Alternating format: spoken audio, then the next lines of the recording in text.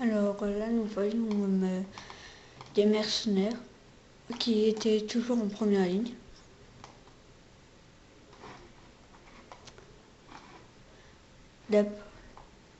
D'après plusieurs philosophes romains, ils servaient à effrayer l'armée adverse.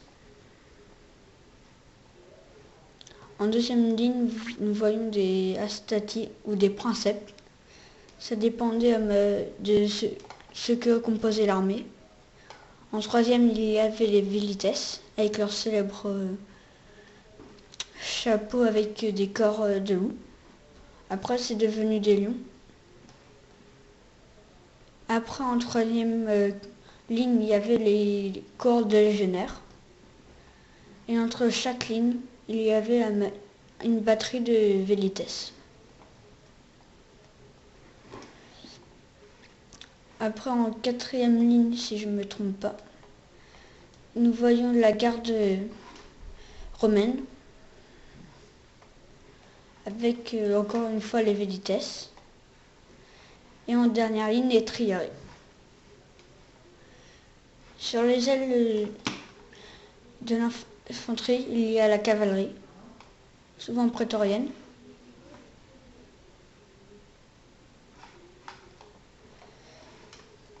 Et tout derrière, il y a l'arme générale.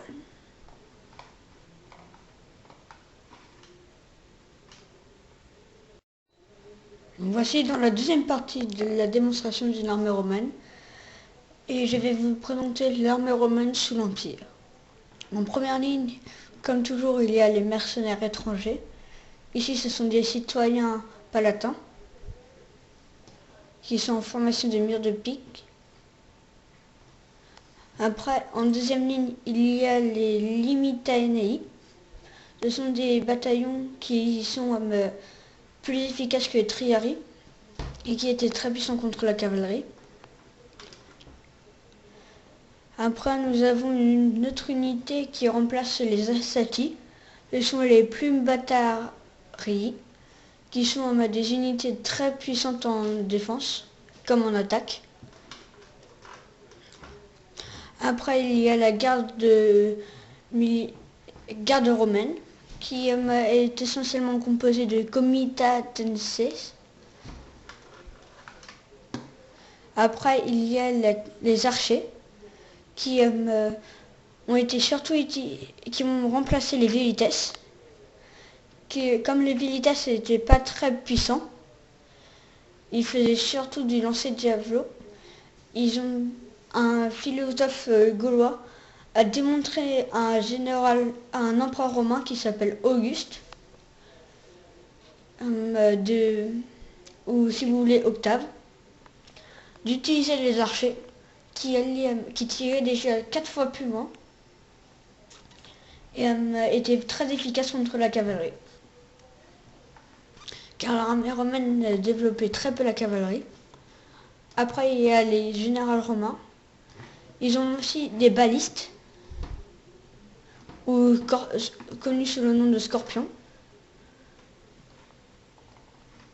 avec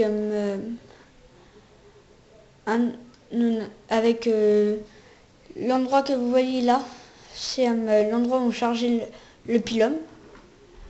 Ça, c'est un bouclier contre les tirs enflammés. Voilà. Donc après, sur les ailes, comme je vous l'ai dit, il y a la cavalerie étrangère, mercenaire, car la cavalerie romaine est très très faible contre l'adversaire, même en charge, alors que normalement la cavalerie est forte en charge et en défense. Voilà quelques images. Et voilà.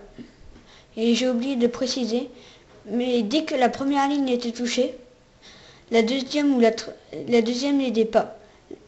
La première ligne, elle jetait juste des pilums sur l'adversaire, ce qui permettait de les faire fuir plus rapidement.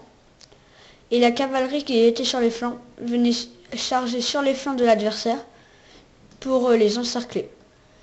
Et cette tactique-là a été reprise par Napoléon Bonaparte lors de la bataille d'Austerlitz ou dans d'autres de ses batailles.